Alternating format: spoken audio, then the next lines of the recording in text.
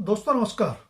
अगले लोकसभा चुनाव से पहले कांग्रेस ने दक्षिण भारत की राजनीति में एक बड़ा दांव चल दिया है।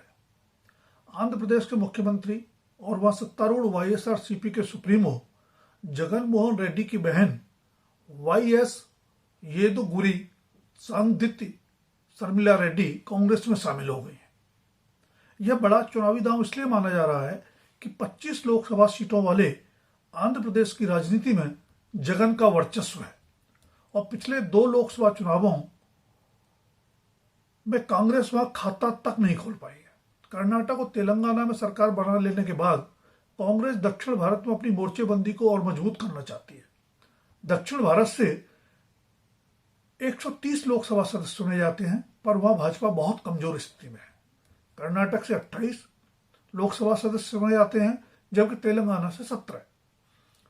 दरअसल जगन और शर्मिला दोनों ही कभी आंध्र प्रदेश की कांग्रेसी राजनीति का बड़ा चेहरा रहे वाईएस राजशेखर रेड्डी की संतानें हैं। वाईएसआर के नाम से लोकप्रिय राजशेखर रेड्डी की गिनती कभी 10 जनपद के वफादारों में होती थी। वह 2 बार आंध्र प्रदेश के मुख्यमंत्री भी बने।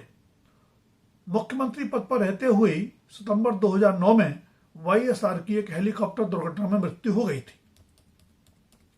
कांग्रेस में क्योंकि परिवारवाद एक परंपरा है, इसलिए वाईएसआर के परिवार ने आला कमान पर दबाव डाला कि जगन मोहन रेड्डी को मुख्यमंत्री बना दिया जाए। शायद 2 बार मुख्यमंत्री रह चुके अपने अन्य नेताओं के व्यवहार से आशंकित आला कमान नहीं माना और जब जगन ने बागी तेवर दिखाए तो उनके विरुद्ध तमाम तरह के भ्रष्टाचार के मामले दर्ज हो गए। नतीजतन उन्हें जेल भी जाना पड़ा। कांग्रेस आला कमान से आर पार की लड़ाई के लिए ही वाईएसआर परिवार ने मार्च 2011 में अपनी अलग पार्टी वाईएसआरसीपी बनाई। वाईएसआर परिवार और उसकी पार्टी का चेहरा भले जगन मोहन रेड्डी रहे हों, पर उनकी बहन शर्मिला की भूमिका कम महत्वपूर्ण नहीं रही। जब जगन जेल में थे तब 2012 में शर्मिला ने 14 जिलों में 30,000 किलोमीटर की पदयात्रा की और राज्य में हुए 18 विधानसभा उपचुनावों में से 15 में अपनी नई नवेली पार्टी को जीत भी दिलवाई। कांग्रेस और टीडीपी दोनों को हाशिए पर खिसकाकर आखिरकार 2019 में जगन मोहन रेड्डी आंध्र प्रदेश के मुख्यमंत्री भी बन गए। स्वाभाविक ही राजनीतिक रूप से सक्रिय रही शर्मिला को भी सत्ता में हिस्सेदारी की उम्मीद रही होगी, पर वैसा कुछ हुआ नहीं। शर्मिला को न तो सरकार और न ही पार्टी में कोई भूमिका दी गई। माना जाता है कि भाई के व्यवहार से आहत होकर ही शर्मिला ने आंध्र प्रदेश से किनारा करते हुए उससे अलग राज्य बनाए गए तेलंगाना को अपना कार्यक्षेत्र बनाया। उन्होंने वाईएसआर तेलंगाना पार्टी भी बनाई। तेलंगाना में भी उन्होंने लगभग 38,000 किलोमीटर की पदयात्रा की, लेकिन केसीआर की तेलंगाना राष्ट्र समिति, जिसे बाद में भारत राष्ट्र समिति बना दिया गया, तथा कांग्रेस और भाजपा की सक्रियता के मद्देनजर वह अपनी पार्टी के लिए तेलंगाना में जगह नहीं बना पाई। पिछले साल उन्होंने विधानसभा चुनाव तो सभी 119 सीटों पर लड़ने का ऐलान किया था, पर अंततः कांग्रेस का समर्थन किया। तभी संकेत मिल गया था कि देर सवेर शर्मिला कांग्रेस में शामिल होंगी।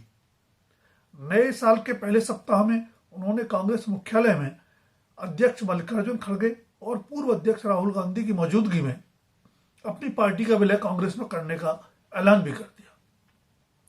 शर्मिला ने यह भी कह दिया कि उनके पिता का सपना था कि राहुल गांधी देश के प्रधानमंत्री बने और उन्हें खुशी है कि वह अब उस कोशिश का हिस्सा होंगी। शर्मिला कांग्रेस संसदीय दल की नेता सोनिया गांधी से भी मिल चुकी है।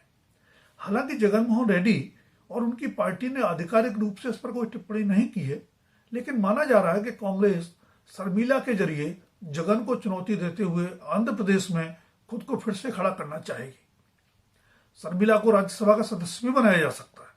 अब जबकि अगले चुनाव में ज्यादा समय नहीं बचा है, कांग्रेस को उम्मीद है कि शर्मिला के जरिए वो वाईएस राजशेखर रेड्डी की उस विरासत में हिस्सा बटा सकती है जिसकी बदौलत जगन अलग पार्टी बनाकर सत्ता तक पहुंच गए। ऐसा लगता है कि पारिवारिक मनमुटाव सिर्फ भाई बहन तक सीमित नहीं है। मां वाईएस विजयम्मा का समर्थन भी शर्मिला के साथ बताया जाता है।